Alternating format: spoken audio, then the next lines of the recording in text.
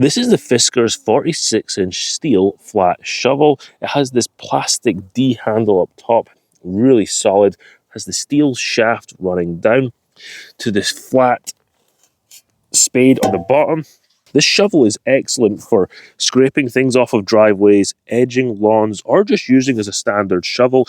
It has this flat edge across the bottom, so when it comes to edging your lawn, it's perfect for getting a really straight line. It's really solid, made from steel. This little area here to put your foot on when you're digging into the ground.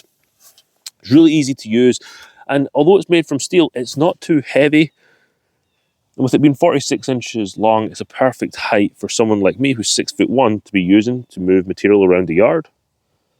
Something to note, I do have to bend down a little bit more when using this compared to a standard shovel, but if you're looking for a really capable shovel that's great for multiple different things like edging lawns, moving material like mulch and soil around, or scraping things up off of driveways, this Fiskars 46-inch steel shovel is a great option for you.